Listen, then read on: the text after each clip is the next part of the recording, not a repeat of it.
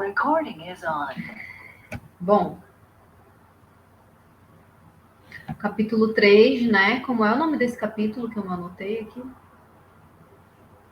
Decolonizando o nosso corpo. Decolonizando, né? Porque o estudo da ginecologia médica, o estudo sobre os corpos das mulheres, ele começou como uma colonização da nossa natureza selvagem, dos nossos corpos, dos nossos órgãos, da nossa intimidade, da nossa sexualidade, né?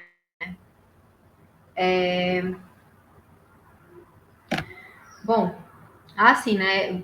Esse capítulo, a Pabla começa falando, né, sobre como se fosse uma continuação, como se fosse, não é uma continuação do capítulo anterior, sobre o estudo do genital, né, do feminino. E assim, todo esse estudo começou e ele partiu do princípio de que o homem é a referência de corpo perfeito, de corpo ideal, né? E o corpo masculino serviria então de parâmetro para fazer o estudo do corpo feminino, tanto que vários órgãos nossos têm nomes de homens, né? Que foram. Esse foi um estudo todo sistematizado por homens, né? As mulheres poderiam dar suas próprias denominações. E é disso que ela fala nesse capítulo, né? É isso que ela traz, né? Quando ela fala em decolonizar, ela traz para a gente uma nova percepção que cada um pode ter do seu próprio corpo, né? Porque a minha percepção tem que ser daquele médico, daquele cientista, né? Um homem, né, que teve uma percepção de um corpo feminino a partir do corpo dele como parâmetro e deu nome aos meus órgãos, né? Então, assim, começa falando sobre um tabu, que é o falar das nossas partes íntimas, né? Como todo mundo cresceu, ou quase todo mundo, né? A maior parte de nós cresce dessa forma, né? Sempre os nossos órgãos têm um nomezinho, né? Assim, nunca é vagina, né? É um tabu falar esses nomes, né? Na escola é um tabu, a gente vai estudar ali aula de ciências, aula de biologia, é como se fosse um pecado, é como se a gente fosse uma vergonha a gente falar sobre os nossos corpos, né? Mas o que a gente não imagina que tem por trás, né, dessa pesquisa que a Pabla traz, é que não só a forma como a medicina construiu os seus saberes a partir do corpo da mulher, mas até as denominações, coisas assim muito básicas, né? Como surgiu a denominação da trompa de falópio, né? Da vagina, né? Como da onde que vem esses nomes, né? Então ela destrincha isso e a gente vê como o processo é tão profundo, além daquilo que a gente já imagina, que a gente já sabe, né? Parece que a gente já sabe tudo, né? Quando eu vejo decolonizar nossos corpos, parece que eu já vi toda essa discussão, mas não, sempre o buraco é mais embaixo do que eu penso quando eu vou aprofundando aí no livro, né? E decolonizar também os nossos corpos, esses nomes, né? Também tem a ver com a gente decolonizar nossa própria mente a respeito da gente mesmo, né? O quanto que a gente é encaixotado dentro dessa visão. E, assim, isso tudo está relacionado com a forma como a gente enxerga, como a gente explora a nossa sexualidade, para além de somente partes físicas, questões físicas, né? Sexualidade, orgasmo, corpo físico, sexo, porque a sexualidade é um espaço sagrado, é um espaço que está além do nosso corpo físico, quando a gente se relaciona sexualmente, né? Troca energia com outra pessoa, tem um espaço invisível também que a gente acessa, que a gente se entrelaça com esse outro corpo, né, com esses outros corpos, é um lugar que não é visto, né, e que foi ensinado para a gente não olhar mesmo para esse lugar, né, que ele é dentro de nós, né. Então, assim, desde a nossa infância a gente aprende nomes engraçados para os nossos genitais, né. Eu mesma acabo repetindo isso com a minha filha, até para mim mesmo é um tabu. Ensinar certas coisas para minha filha, né? A gente quer ensinar o nome adequado, o nome certo, até porque hoje é muito forte a campanha que a gente tem de prevenção ao abuso sexual, né? O abuso sexual infantil, que é uma coisa muito, muito muito triste, que acontece com muita frequência em todo o mundo, e que isso tem muito a ver também com a alienação total que a gente tem da nossa sexualidade. Desde que a gente é muito pequeno, a gente é alienado do nosso corpo, da nossa sexualidade, o que leva a gente a ficar totalmente vulnerável, não apenas na mão dos médicos, da medicina convencional, mas também na mão de qualquer pessoa que queira fazer o que bem entender com a sexualidade alheia. Quando a gente fica por fora desses conceitos que são muito íntimos, que têm que ser traçados por cada um, a gente acaba ficando vulnerável a cair em várias armadilhas, né? A gente vê que as mulheres, elas são muito mais abusadas sexualmente do que os homens, as crianças, né? São totalmente ingênuas e crescem com essa visão. O que eu percebi também é toda essa cultura da pedofilia, que a pedofilia, a pornografia, aliás, ela está diretamente relacionada à cultura da pedofilia, né? Toda aquela questão de que a mulher não tem que ter pelos, né? A própria cultura, a mídia, produção de material, será que a gente pode chamar assim, pornográfico, né? Que a gente vai ver aquele padrão, né? De corpos, né, de mulheres sem pelo, né, de tudo lisinho. Então, quem é que não tem pelo? É criança. A mulher tem pelo, né? A mulher tem outro corpo, né? Qual é a demarcação que a gente tem na puberdade, que é quando começa a aparecer os pelos pubianos, né? Então, todo puber, né? Então, é tudo tão óbvio e a gente não se dá conta, né? Do quanto que a pornografia, ela é uma cultura pedófila, né? Do quanto que os homens, né, são incentivados dentro das suas casas, muitas vezes, né, para uma cultura pornográfica, e do quanto que a sociedade é empurrada, né, para essa cultura de pedofilia. Tanto que hoje é totalmente diferente a educação das crianças, a orientação que a gente recebe, as campanhas que a gente tem, né, de quando vai tirar a fralda da criança, você tem que pedir licença, mesmo que você seja mãe dela, para ela entender que ali é um espaço que é dela e não é qualquer pessoa que pode ter acesso àquele espaço.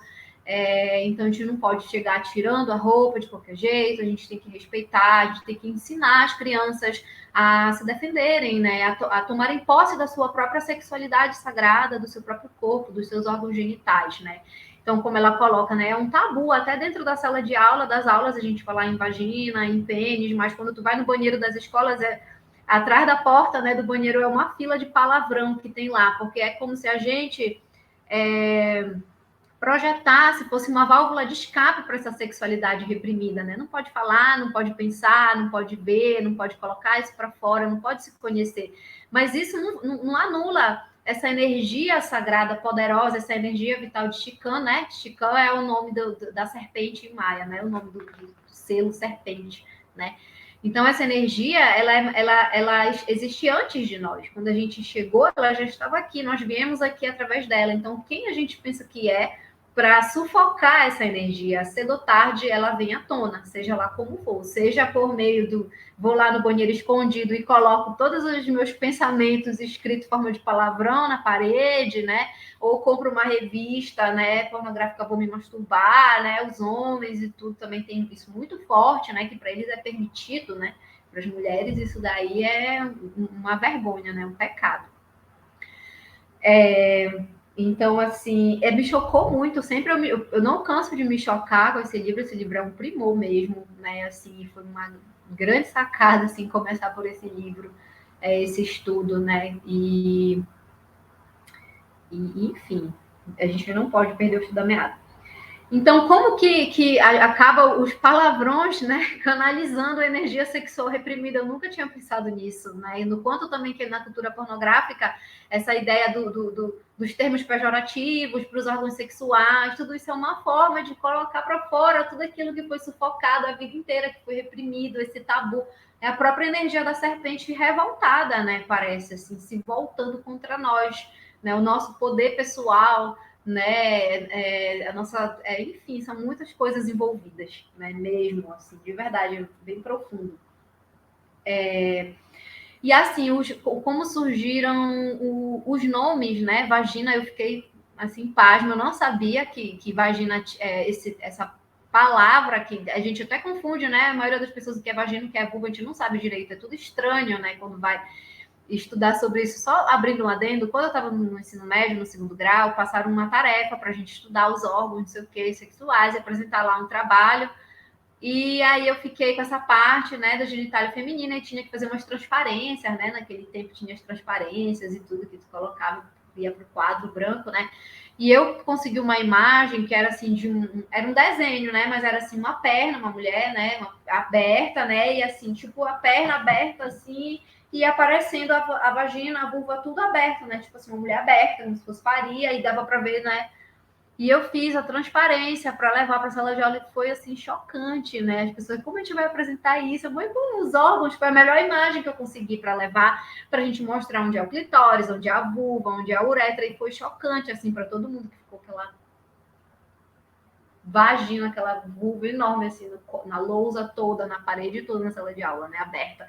Ninguém esperava por isso, né? E então básico, né? Assim, a gente não é ensinado, não é incentivado a pegar um espelho e se olhar para a gente simplesmente saber qual é a cor do muco que a gente está liberando, o que aquele muco significa, porque ele significa várias coisas. Por ali você pode saber o seu período fértil, se você está doente, se você precisa de uma ajuda mais especializada, ou se você consegue sozinha ali fazer um banho de assento, uma vaporização, algo que vai te ajudar na tua saúde, né, até não chegar ao ponto de lotar todos os espaços de saúde pública com doenças que poderiam ser totalmente prevenidas, né?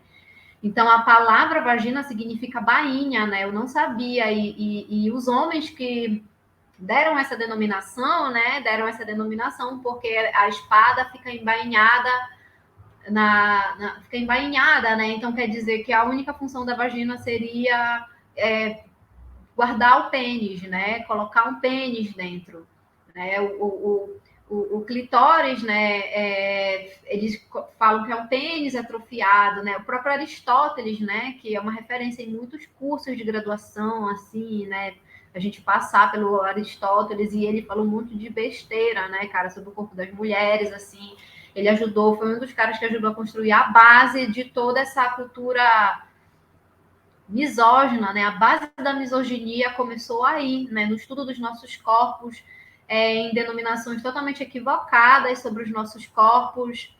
Freud também. E vários outros autores que a gente aprende que são referência dentro das universidades e, na verdade, assim, a gente não conhece o outro lado estranho da força, né? Porque não existe bom, mal, esse cara é o mal, né? O Freud tem as contribuições dele, mas ele nem tudo que ele fala a gente tem que levar ao pé da letra ali, como se ninguém pudesse errar, né? Cada vez mais eu venho percebendo isso, que as pessoas trazem suas contribuições nas áreas de conhecimento, né? E isso não anula que essas pessoas também podem errar, podem cometer coisas gravíssimas, né? Porque todos nós somos duais, a gente tem esses dois lados. A gente não tem que ser só o bom, fazer tudo certo, a aprovação de todo mundo. Não, eu posso trazer uma ferramenta incrível, né, para as pessoas e eu ter também fazer coisas que não são bem vistas assim para todos. Eu posso também cometer um erro, né, ser injusta, eu posso também ser errada e ainda assim eu ser um canal para trazer uma ferramenta, uma coisa boa que vai ajudar as pessoas. Nós somos as duas coisas, né? Nós somos seres duais, né? Os erros do Freud não anulam não anula a contribuição dele, né? Ao passo que a contribuição que ele trouxe também a gente não pode fazer vista grossa para a misoginia que tem por trás disso, né? De muitas coisas. E a gente saber, né? Como que a trompa de Falópio tem esse nome, né? E porque foi um homem, Gabriel Falópio, né? Tá dando Que uma travada, descobriu, né? André. Eles agem como se eles tá, mas dando uma esperada, então, até vocês aparecerem aí.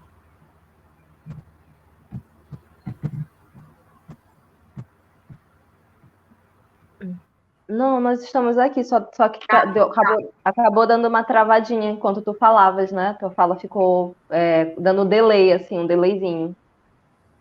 Sempre rola isso, né? Sempre acontece. O quanto que é importante, né? Eu não me dava conta essa questão dos nomes dos nossos órgãos, que não são só sexuais, né? E que estão também, quanto tudo isso está relacionado com a exploração da função reprodutiva também da mulher, né? Quanto que isso também sobra para o lado das mães, né? Que são aquelas que da onde a matriz da sociedade, né? Aquele útero que pariu, que deu a luz, que deu a vida, que vai ser uma força de trabalho, né? Para o sistema e que não tem o seu trabalho reconhecido, remunerado, mas é que, na verdade, sustenta, né, todo o sistema, né, são as mulheres, são as mães, né, são os úteros pulsantes, né, de vida, de tudo. E a palavra cervix, tu lembra que é o nome de um animal, né, aí tem lá o útero, o colo do útero, né, aí as trompas do lado eram vistas como um chifre, e falava que o útero tinha chifres, né? E comparava com um animal que chamava cervix, e aí por isso chamava cervix tudo, né? Todos os órgãos chamavam cervix como se fosse um órgão só, o útero, as trompas, o colo do útero, não havia diferenciação, né? E isso tudo repercute até hoje, né, nos trabalhos de parto que não são bem sucedidos, e nós temos recorde de cesárea, né, no mundo, mais de 90% dos partos são cesarianos aqui no Brasil, né, da minha filha foi, que não é respeitada essa anatomia do corpo, né, e fugiu da minha mente, peraí.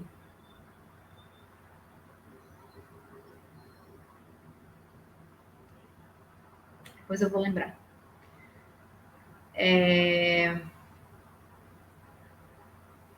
Eu ia falar 2 vezes e esqueci, tá? Mas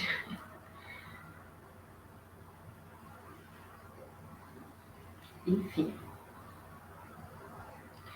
Bom. Mas eu acho que foi no fluxo, amiga. Acho que foi no fluxo, porque quando a gente chega nessa parte que tu fala sobre tudo isso, né? Sobre essa subjugação, né? De como que é visto todos os nomes, né? A gente já entra nessa parte mesmo dos órgãos genitais propriamente ditos, né?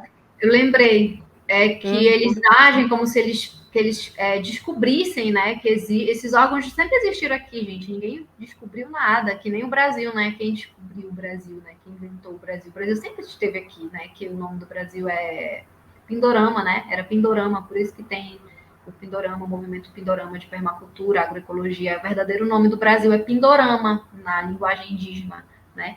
Então já existia aqui, Pindorama, sempre existiu essa terra, e alguém chegou e falou, nossa, olha o que nós descobrimos, né? E não estava perdido, nosso útero nunca esteve perdido, os nossos órgãos nunca estiveram perdidos, não foram eles que descobriram, eles apenas se apropriaram e deram nomes muito estranhos para embasar essa cultura misógina que começou com a colonização literal dos nossos corpos, né? Então, muita coisa começou aí, é bem básico mesmo, né? Discutir ecofeminismo, né? Feminismo, decolonização, mas aí o mais básico, né? Que começou com uma denominação equivocada de órgãos genitais das mulheres que foram descobertos de repente, né? Foram um monte de caras assim. Isso não se fala, quase ninguém sabe. Foi uma pesquisa que ela fez, né? Bem profunda, assim. É isso, até então.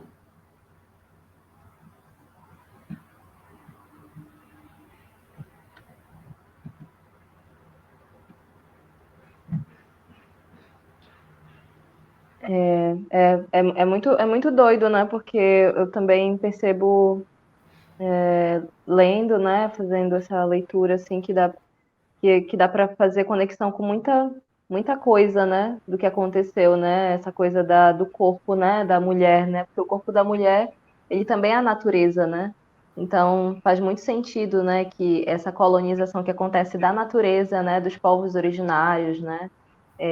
Toda essa retomada, esse resgate que está acontecendo, tem a ver também com esse resgate que a gente está fazendo do nosso próprio corpo, né? Da nossa sexualidade, do conhecimento que foi dizimado, né? Foi bem isso que aconteceu, foi dizimado, né? Queimado, né? Foi escondido, né? E por muito tempo realmente a gente ficou refém. E é bem isso, né? Da questão da revolta da energia da serpente, né? A serpente que ela dá a vida, ela é a criação, mas ela também é a destruição, né? ela pode destruir também quando se faz mau uso, né? Na verdade, um mau uso, né? Quando se tem um desrespeito com essa energia, né? É a mesma coisa que acontece quando a gente desrespeita o nosso corpo, né? Por exemplo, a nossa intuição, né? Se a gente desrespeita a nossa intuição, dá cagada. Não tem jeito, né? Então, aquela força que poderia ser um poder que a gente tem se volta contra nós, né? Então, ao invés de eu seguir a minha intuição e fazer aquilo que ela está dizendo, eu não faço e eu sofro as consequências por conta disso, né? Eu sinto que essa revolta, ela se dá da mesma forma, que na verdade não é uma revolta, né? É só assim, a natureza, ela é o que ela é, né? A natureza, ela é o que ela é. Ela nunca saiu de nós, né? Ela nunca esteve contra nós. Quem se afastou dela fomos nós, né? Nós que fizemos o caminho errado, né? Nós que em algum momento negamos essa natureza, né? E essa natureza tanto externa quanto a natureza interna, né? Que acaba sendo a mesma coisa, né? Porque a gente é filhas dessa natureza, né? Nosso corpo vai retornar para essa terra, né? Então, as mesmas leis que acontecem na natureza externa também estamos suscetíveis a elas, né?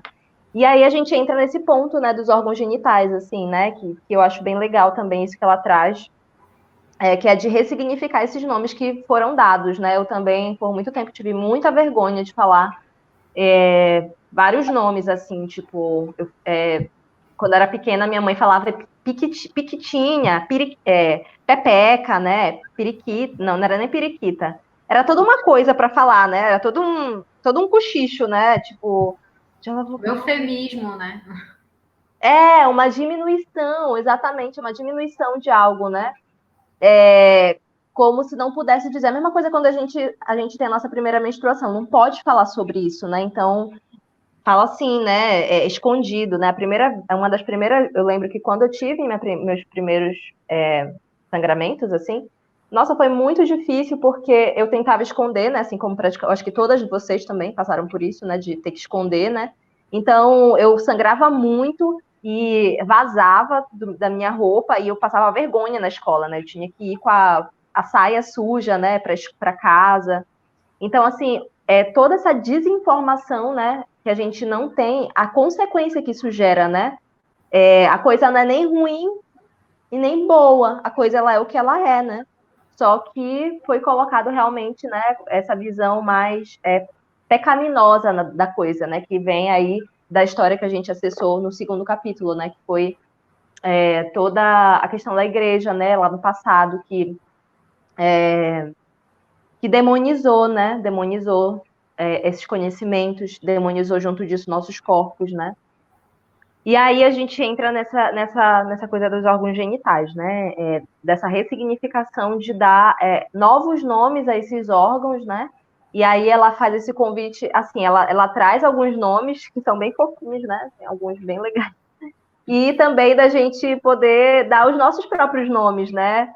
Da gente olhar, assim, da gente estabelecer uma relação com essa parte do nosso corpo, porque a gente não tem uma relação.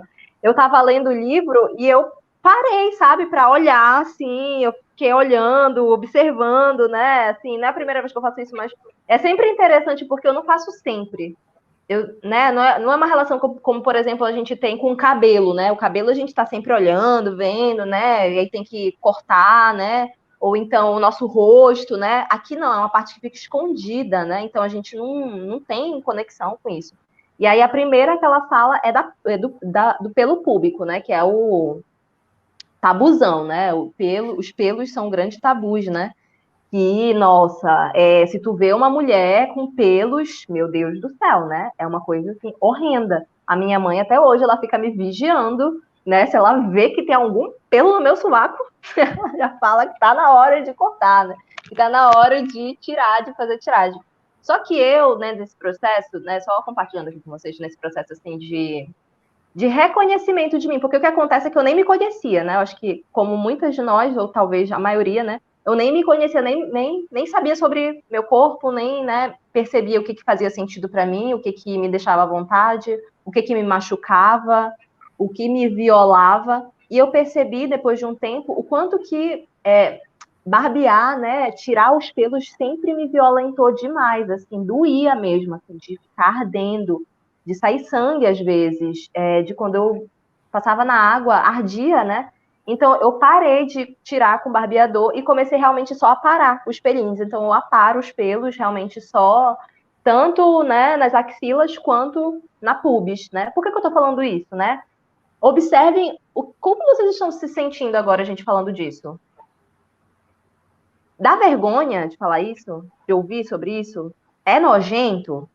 Olha o quanto que a gente está impregnada daquilo que falaram pra gente na infância, que é o pudor que colocam pra gente falar sobre coisas que fazem parte da nossa existência, do nosso corpo, tipo suor, né? Suor faz parte também disso, né? Então começaram a falar pra gente que o pelo, ele era nojento, feio, que tinha que esconder, né? E quando a gente fala sobre isso, talvez esse capítulo ele gere até um incômodo, na verdade, né? Ele é uma coisa assim de uma curiosidade, mas também gera os incômodos, né? E é legal para a gente também observar esses incômodos que vêm à tona, porque eles sinalizam essas falas que a gente recebeu ali na infância, né? E que talvez a gente possa avaliar essas falas. Será que essa fala faz sentido para mim mesmo? Ou só recebi aquilo na infância e estou ali reproduzindo, né? Então, quando a minha mãe faz isso, por exemplo, comigo e fica me questionando, eu não fico com raiva mais dela, né? Hoje em dia eu começo a rir, né? E até observo mesmo se realmente não tá na hora, né? E tal, de fazer o negócio. Tá até na quantidade de presentes, talvez. Não entendi, Lu. O reflexo está até na quantidade de presentes. Assim, as pessoas não vieram, não querem conversar sobre isso, talvez. Por que será que só tá eu aqui com vocês duas, entendeu? Será que é tão profundo assim que as pessoas não querem nem discutir sobre o assunto? Será uma reflexão? Verdade. Ou então já Sim, super. falei, né, no começo, eu já sei tudo, o que é a vulva, o que é, né, já sei tudo sobre esse assunto, né. Vai só ficar falando qual é o nome de cada parte do corpo e tal, e não, a questão simbólica que tem nesse capítulo é muito rica, né, esse livro é muito rico, gente, sinceramente, quem perde esses encontros está perdendo, olha, sinceramente, sim. Mas olha só, quando tem encontros pequenos, assim, na primeira vez, né? Acho que a segunda vez, assim, já teve encontros menores mesmo. E eu até sinto que quando tem encontros pequenos, assim, a gente pode ficar até mais à vontade para abrir o fone, né? E falar mesmo, porque acaba que abre um espaço maior para interação, assim. Não sei se vocês sentirem da mesma forma também.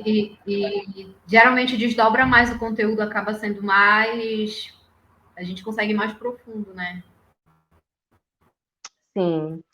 E aí, ela tem caído, né? Mas vamos lá, continuando. Já percebi também, são encontros bem marcantes, assim. Pronto. Então, ela fala sobre essa questão do pelo, né? Dos pelos, né? E qual que é a função dos pelos, né? Então, a gente aprende que os pelos são nojentos, a gente aprende que os pelos são sujos, que os pelos é algo que a gente deve esconder e deve raspar, né? Eu ia até mesmo, não só os pelos públicos, né? Pelo da perna, né? Quando a gente é muito peluda, né? Então, o que é o pelo? O que representa o pelo, né? Por que a gente tem? Porque nada que a gente tem no corpo é algo que é descartável, né? Tem uma função. Então, ela fala que a função deles é dar calor e proteção às nossas genitais, né? Porque imagina se tivesse tudo ali raspadinho, né? Como se fosse realmente uma criança, como a Andrea trouxe. A gente ia ficar muito mais suscetível, né? Às bactérias, aos fungos, né? Então, na verdade, não é nem recomendado que se tire tudo, né? Existe, né, essa cultura, assim, de os pelinhos, né, bem baixinhos e ficar só um bigodinho, né? É até pornográfico isso, né? Assim, se a gente for ver as atrizes pornôs, a gente vai ver ali tudo bem raspadinho. E aí, às vezes, só um bigodinho, só um negocinho assim, né? E que isso deixa a mente dos homens doidos, né? Assim, é muito doido isso, se a gente for parar pra pensar. E o sofrimento que tá entrelaçado, o sofrimento que está entrelaçado nessa atitude, né? Nessa atitude de fazer isso. Na verdade, serve a quem, né? Serve a quem fazer isso? Essa mulher, ela se sente satisfeita de fato, né? Se sente, tudo bem, mas é algo a se questionar, se realmente gera uma satisfação, ou se nós estamos agindo realmente só a partir de uma pressão estética, né? Que foi ali incutida por uma cultura, por uma sociedade, pela família, né? Então, aí depois ela vai aí ela chama de musgo fragrante, né, o pelo. Aí depois ela vai para a vulva, né? Que é essa parte toda, né? Até trouxe a vulva negra aqui. Essa vulva, né? Que é isso tudo, né? Que a gente tem, né? Que é aqui, né? A uretra, né? Que é por onde sai o xixi. Eu já conheci pessoas, tanto mulheres quanto homens, que não sabem as diferenças dos buracos. Acha que tudo é buraco de xixi, que buraco de penetração é o mesmo buraco que vai o xixi. Olha a gravidade disso, né? É muito grave isso, porque acontecem acidentes reais, assim, né? Essa falta de informação, por exemplo, já vi casos de pessoas que foram parar no médico, né? Assim, abrindo parênteses, até engraçado, né? De mulheres que colocaram, por exemplo, pepino, né? Pepino no canal vaginal, assim, né? Assim, coisas absurdas, né? Que são, assim, que a gente vê o quanto que essa desinformação, né, falar sobre essas coisas que são incômodas também geram essas mazelas, né? Porque são mazelas, esses abusos sexuais, né? Porque quando a gente não sabe sobre o nosso corpo, né, o que é a vulva, né? Para que a gente tem uma parte do corpo que é o clitóris, né? Que ele não tem função, digamos, de reprodução nenhuma, né? A única função do clitóris é dar prazer, né? É proporcionar prazer. Então, não se fala sobre ele, né? Se a gente for nos livros de biologia da escola, a gente vai ver lá só a vagina, né? Que é por onde entra o pênis, né? E aí é por onde acontece ali a reprodução, né? O útero, tudo mais. A gente fica sabendo só dessas partes reprodutivas, né? Então, o nosso corpo ele vai se delimitando só a partir da reprodução. Então, a gente não fala sobre prazer, né? Que tem a ver com sexualidade e que tem a ver com o nosso poder, né? Que é o nosso poder de sentir, né? De estarmos receptivas ao prazer, tanto conosco, né? Mesmas, quanto com outra pessoa, né? E conhecer, né? Sobre isso, né?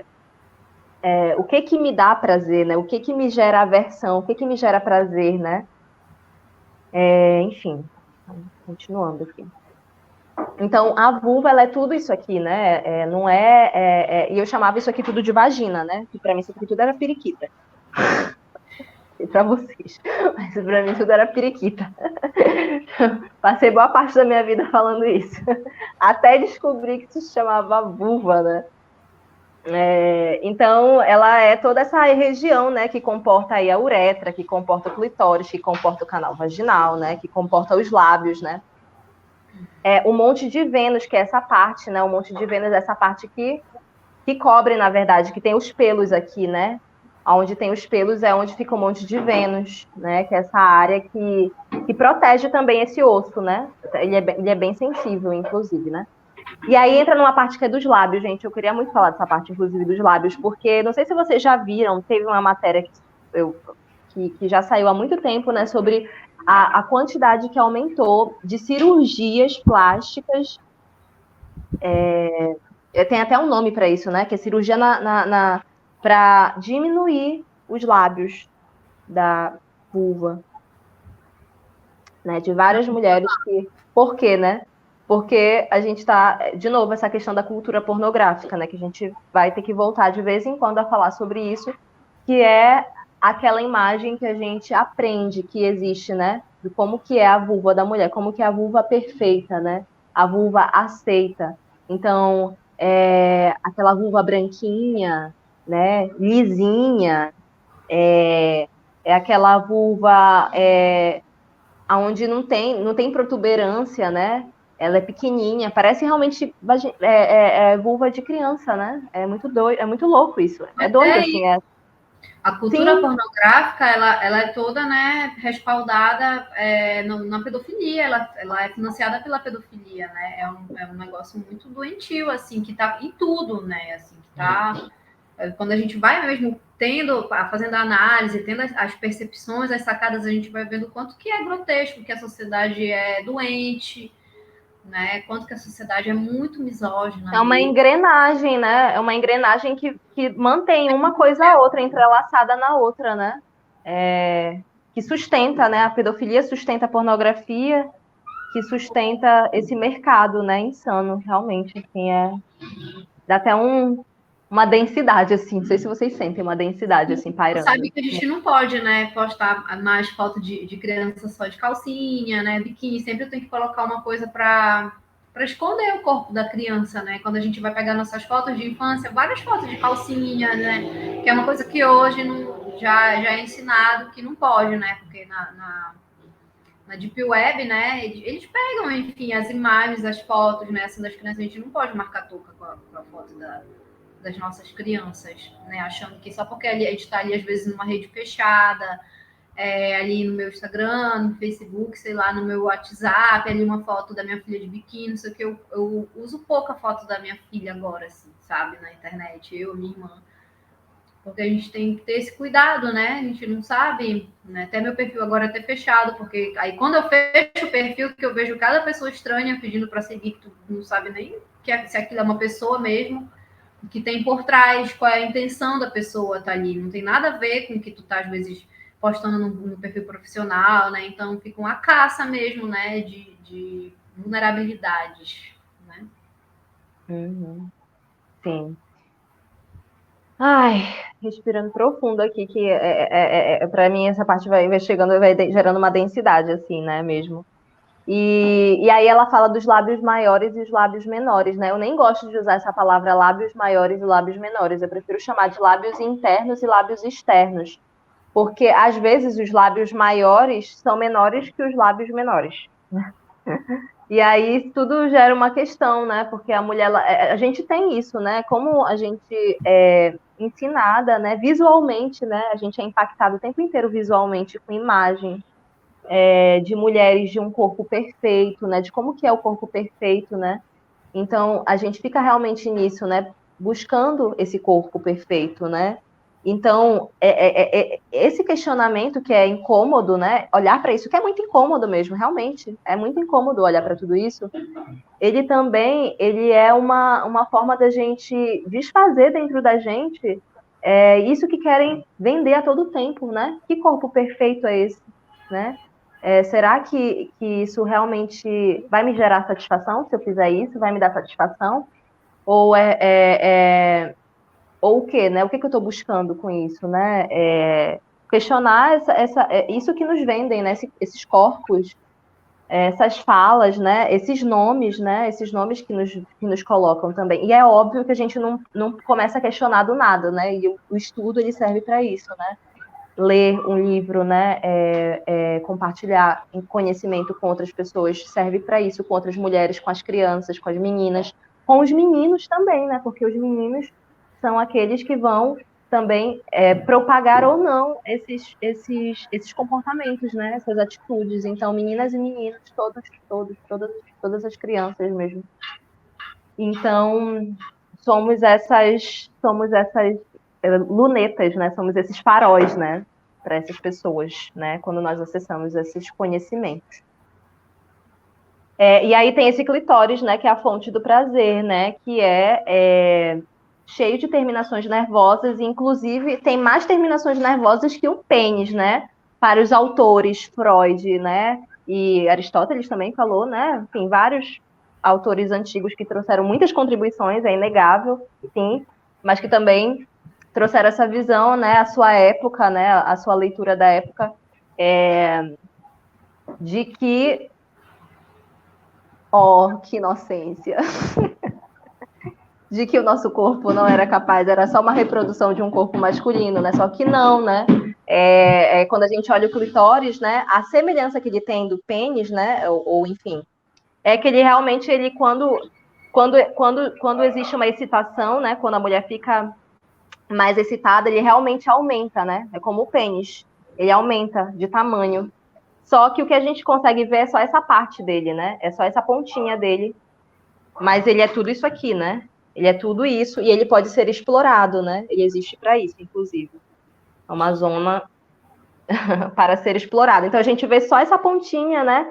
E eu não sei, eu sinto uma sensibilidade muito grande, que inclusive é tão forte que se eu tocar assim, dói, né? De tão sensível que é, né? De tantas terminações nervosas que pode ter, né? Então, por isso que é tão importante a gente explorar o nosso corpo, e não é nem tanto com o intuito, e pode ser também, mas não só com o intuito de gozar, né, ou, enfim, o que também é super importante, que isso é, inclusive, faz parte da nossa saúde sexual, né, gozar libera diversos hormônios que são super importantes para nossa vida, né, para nos nutrir mesmo, né, é como se fosse mesmo uma fonte, uma cachoeira que nos reabastece, né, energeticamente falando. Mas não só nesse sentido, mas como explorar, como uma criança curiosa mesmo, que vai ali olhando, né, o que que eu sinto quando eu toco aqui, né, como que é isso aqui, né, nossa, como que é curioso isso aqui quando eu olho para isso aqui, enfim. Então, eu sinto que é o convite, assim, até mesmo para nós que já temos aí, né, enfim, não somos mais crianças propriamente ditas, mas esse olhar da criança, ele é bem importante, porque foi tão machucado, né, foi tão denegrido, foi tão reprimido, né, que é bom que a gente vá com esse olhar mais sensível, né, mais curioso, né, mais despretensioso, né, porque o corpo também carrega memórias de dor, né, então quando a gente vai assim, com tudo, assim, né, isso só gera mais aversão, né, ao invés de gerar uma aproximação, gera aversão. Então todo cuidado, né, para chegar, se perceber, né, observar, né, e geralmente o que acontece é que nós temos a nossa primeira relação sexual sem ao menos conhecer nada disso, né? Não sei vocês, mas assim foi comigo. De ter, infelizmente, né, não ter tido a oportunidade, né, de poder conhecer. Então, o que acontece é que a gente vai refazendo esse caminho de volta depois de muitas marcas, né? Depois de muitas feridas que a gente já adquiriu ao longo da vida. Então, eu sinto que esse olhar da criança ele é muito importante para tornar leve, né, esse processo. E aí tem a bexiga, né? A bexiga que fica ali perto do, cadê? Aí ela se encontra na zona da pelvis, né? A pelvis é esse músculo aqui, né, que a gente tem, assim, que fica bem aqui, né, embaixo, perto onde fica, aqui fica, vamos, deixa eu tentar, não tem, mais ou menos isso aqui, né?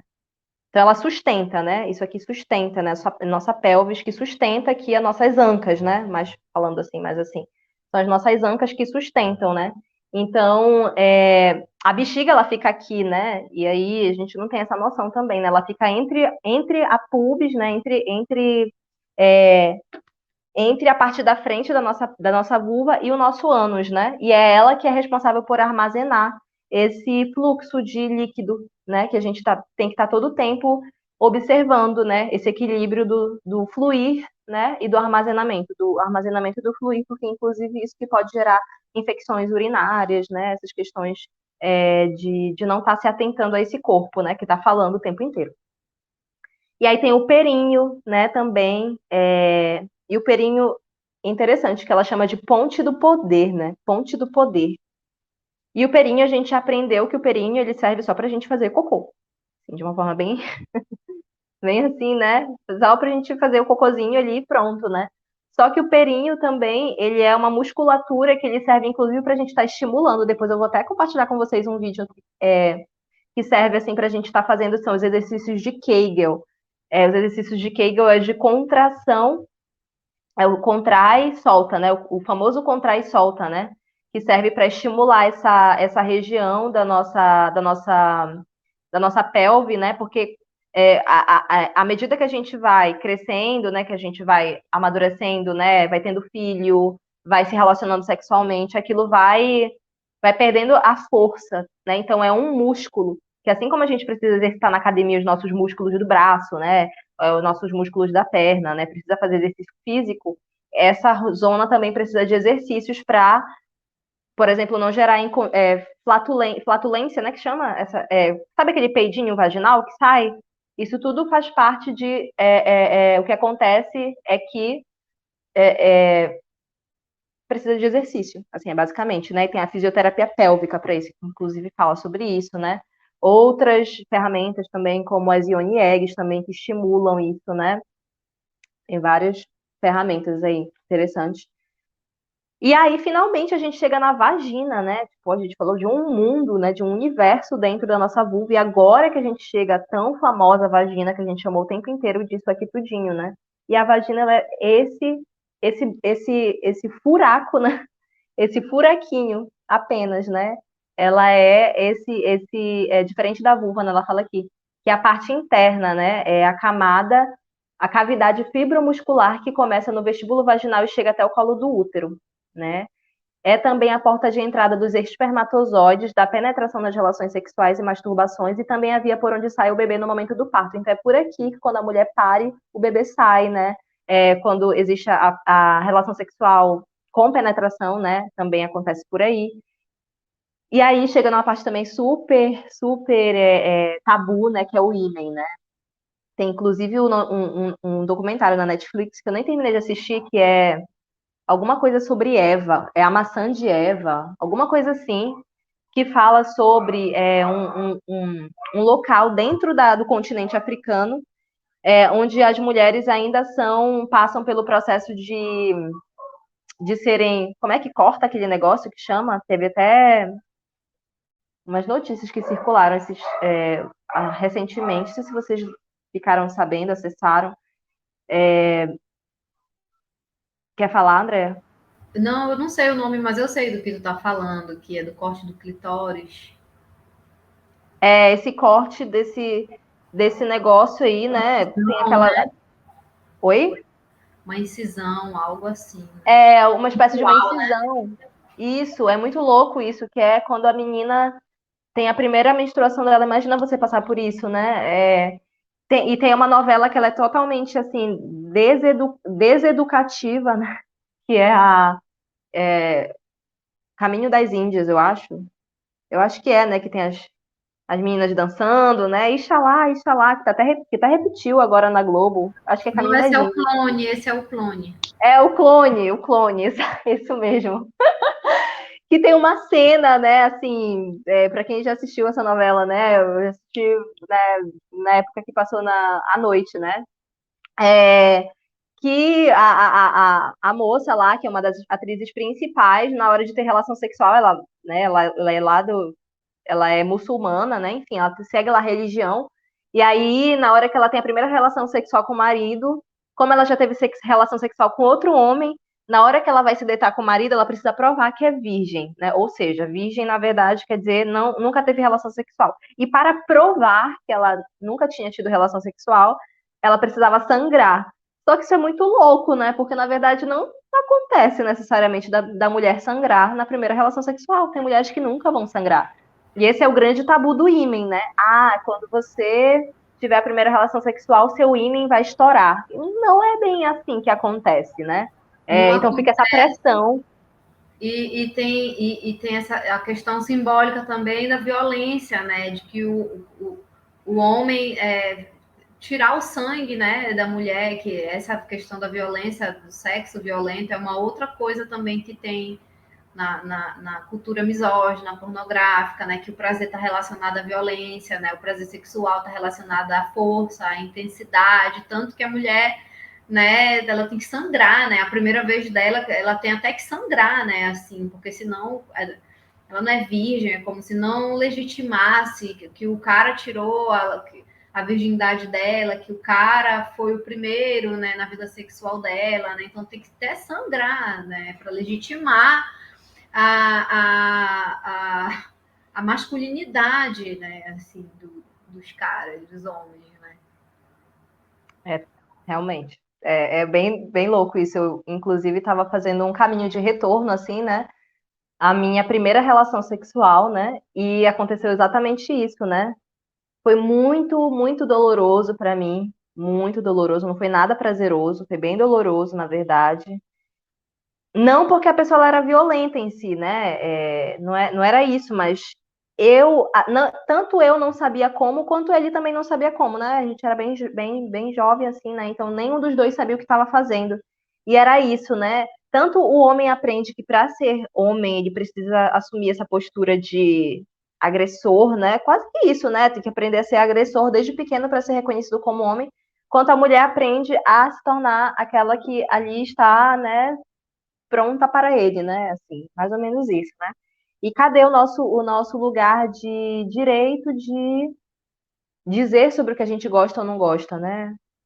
Se a gente não conhece, a gente não vai dizer, né? Óbvio. Então, é bem programado isso, né? Não é à toa que a gente não tem educação. É para que a gente realmente se torne refém, né? Dessa cultura que está aí, né?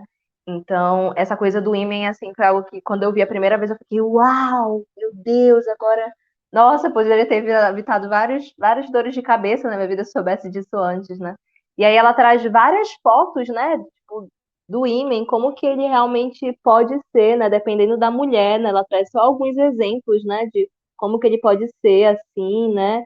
Enfim, é, e que não existe padrão, de novo, né? Não existe um padrão, né? Não existe um padrão do nosso corpo, né? Cada corpo realmente ele é muito diferente. Eu até brinco assim, não sei se sou eu que brinco, ou já ouvi alguém brincando, falando assim, que se nós mulheres, enquanto meninas, fôssemos estimuladas, né? Enquanto meninas a compartilhar, né? A ficar sem roupa uma perto da outra, né? Olhando, né? E conversando sobre isso com mais naturalidade, talvez a gente tivesse muito mais autonomia e propriedade para falar do nosso corpo, né? Mas o que acontece é que a gente, de fato, às vezes a gente aprende com amigas que tão pouco sabem também desse corpo, né? Mas se a gente tivesse realmente essa liberdade, né? E isso não é algo que quando eu tô falando disso, não tô falando que a gente, né? Não é uma irresponsabilidade, é de um lugar de mais naturalidade em relação ao nosso corpo mesmo, né? De novo, esse olhar da criança, né? A criança não tem vergonha do corpo dela, né? Não sei como que é com vocês são mães, eu não sou, mas eu tenho sobrinhos e eu vejo que eles fazem isso, né? E aí eles têm muita curiosidade sobre o corpo, né? E eles querem ver. O meu sobrinho de 3 anos, ele quer ver as partes, ele quer ver onde está o peito, ele quer ver onde está.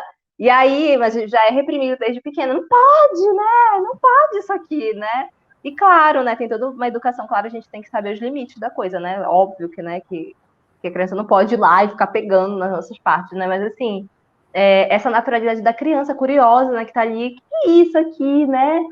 O teu é assim, né? Ele fala assim pra mim, o teu é assim, o meu é diferente. Muito engraçado, né? O meu é diferente, né? Que ele é menino, enfim. Vocês querem falar, gente, alguma coisa? Que essa parte ela é mais fisiológica mesmo, né? A gente já falando um pouco sobre isso, a fisiologia mesmo. Como que é para vocês, assim, né? Tudo isso, assim, como que tá reverberando aí? Isso da criança que tu falou, né? Que a criança, criança. Peraí.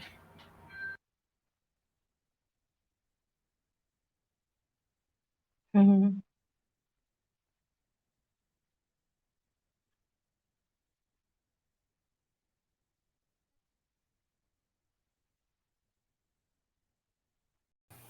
Eu posso falar então? Ou espero o Pode, André? claro. Não, temos que esperar a André voltar para ouvir também. Tá, tudo bem.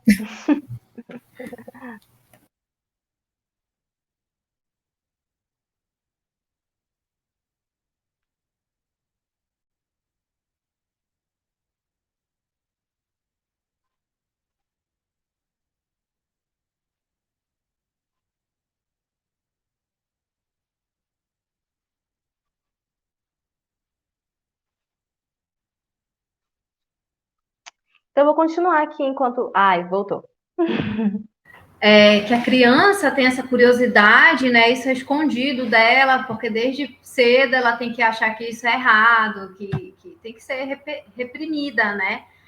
Mas que o corpo da criança, ele todo o tempo é violado, né? A criança chega, ninguém nem conhece, é teu filho, tu vai passando no supermercado, alguém passa a mão na cabeça do teu filho, alguém que tu nunca viu, ninguém passa a mão na minha cabeça, ai, que fofinha, chega lá no supermercado, aperta minha bochecha, mas rola isso com a minha filha, entendeu? E assim, quem é mãe, né, eu fico muito aborrecida com isso, né? Quem a pessoa pensa que é para chegar, tocar assim no corpo da minha filha, às vezes na bunda da criança, porque é fofinha, coisas assim, não tem limite, entendeu? As pessoas não têm noção, não tem limite, não tem respeito pelo corpo, né? Pelo corpo da criança, pelo corpo da mulher, né? A sexualização muito cedo das meninas, né?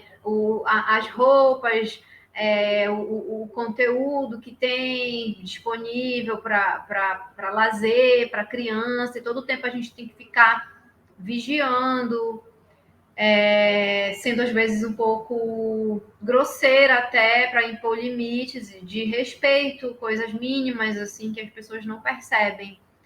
Que as mulheres e as crianças são muito violentadas, né? Tem uma relação muito próxima assim da violência que é cometida, né? Com as mulheres mães, com as crianças, tem toda uma estrutura de violência, uma engrenagem que uma vez uma coisa destruída ali na infância, é a vida inteira que a pessoa vai levar aquilo para ela, né? Depois ela pode olhar para aquilo de uma outra forma, mas até que essa ficha caia, até que seja olhado, né? Tantas coisas acontecem, tantos traumas, né?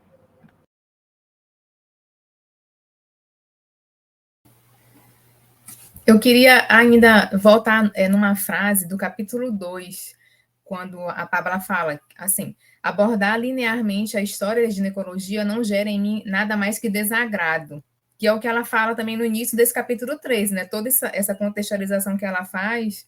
Então, assim, né, foram os homens que deram os nomes, né, para os órgãos e tudo, umas coisas que não tem nada a ver, e quando a gente estuda isso, chega a ser revoltante, realmente, né? A gente saber todo esse processo histórico aí que foi construído. E ainda no capítulo 2 tem uma outra frase também que eu acho interessante, que fala assim: nós temos o poder da cura partindo por nos conhecer e redescobrir. Que eu acho que deve ser a proposta do livro todo. Eu não li o livro todo, né? Estou no capítulo 3, ainda mais isso, né? Que esse poder de cura, a partir do momento que a gente se conhece, se redescobre, vai fazer com que a gente consiga acessar, né? Essas questões. E aí eu queria compartilhar com vocês, quando a Paula falou sobre a importância da gente compartilhar os nossos conhecimentos com as outras pessoas, que a gente se torna lunetas, faróis e tal, foi essa semana que aconteceu no meu trabalho, que eu li recentemente o livro da Lara Owen, que é sobre a menstruação, Seu Sangue é Ouro. É maravilhoso esse livro. E eu participei, né, de um curso lá eu acho que eu até coloquei lá no grupo no dia da apresentação, um curso da Bel Said que fala sobre a importância da menstruação, para amar menstruar, enfim. Aí essa semana no meu trabalho, uma colega lá de trabalho chegou para mim do nada, ela estava menstruada, chegou do nada falando que ela sente muita cólica, não sei o quê, que ela acha um saco menstruar, que não sei para que ela menstrua. Ela tem uma companheira, as duas estão em processo de adoção de uma criança. Então ela falando: eu não vou engravidar, tu já tiveste teu filho, para que a gente ainda continua menstruando? Aí eu fiquei assim, sem saber, né, assim, o que eu poderia falar para ela. Eu falei: bem, olha só, acontece que a menstruação tem outras funções, não é só a questão, né, da gravidez e tal, é um processo mais profundo. Ela ficou assim me olhando, acho que como se a ficha tivesse caído para ela. Ela nunca tinha ouvido falar nisso, né? Porque para ela a menstruação só serve para preparar o corpo da mulher para uma futura possível gravidez. Aí eu fui tentar explicar para ela, né, que a menstruação também tem outras funções. Aí, inclusive, eu falei para ela, inclusive, eu tenho endometriose. Então, os meus ciclos, eles são bem intensos, que eu sinto muita dor dela. Égua, tu tem endometriose, tu sente cólica, mesmo assim tu gosta de menstruar? Eu falei: gosto, porque é todo um processo. Eu sei que ela ficou o dia todo pensando nisso, sabe? Aí eu falei para ela que eu tinha feito esse curso para a gente aprender sobre a importância da menstruação. Eu sei que no final do dia, olha, Luciana, legal, né? Esse curso aí que tu fizeste. Ela já começou pelo menos a mudar um pouquinho essa visão dela, né, de odiar a menstruação. Então, para ver que assim, quanto mais. Aí eu estou me lembrando já de uma frase de Jesus, né? Que é: conhecereis a verdade vos libertará. Então, quanto mais a gente estuda, a gente conhece, pelo menos a primeira mudança tem que ser para a gente, né? Claro que eu não tenho convencer essa minha colega que menstruar faz bem, enfim.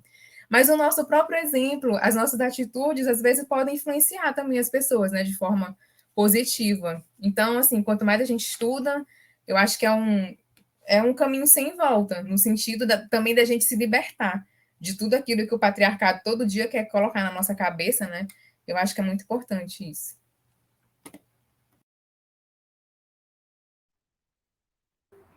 É muito massa isso, muito massa, porque eu lembro assim, né, dessas mesmas coisas acontecerem, assim, quando eu compartilhava também, mas assim, a expressão é tipo assim: que diabo é isso, né? Que diabo é isso, né? Tipo, menstruar é legal, né? Menstruar é bacana.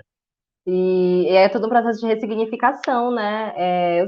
Eu acredito muito nisso, realmente, que nós somos essas pessoas, né? Nós somos essas mulheres que, assim como acessamos outras mulheres que já acessaram esse conhecimento e aprendemos com elas, tem algumas que ainda estão fazendo, ainda nem foram instaladas em nenhum lugar, né? E realmente precisam, né? E quanto mais mulheres faróis, melhor, né? Quanto mais estrelinhas, né, ali brilhando, né?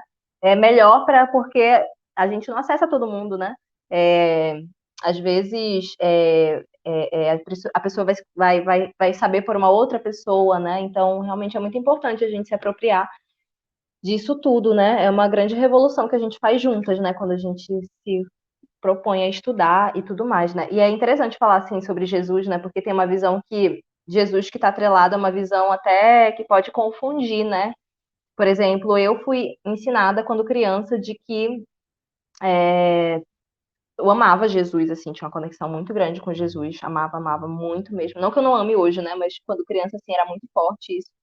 E quando eu fui crescendo, eu fui associando a ideia de Jesus a essa ideia desse Deus punitivo, né? Desse Deus que castiga, desse Deus que mete o dedo na ferida e não tá nem aí, né? E refazendo esse caminho também, né? Pude acessar outros lugares, outros estudos onde mostra Jesus nessa faceta humana, né? Nessa faceta, inclusive, de companheiro, né? De companheiro de Maria Madalena, por exemplo, né? Que é também essa mulher que foi uma grande sacerdotisa, né? Tão grandiosa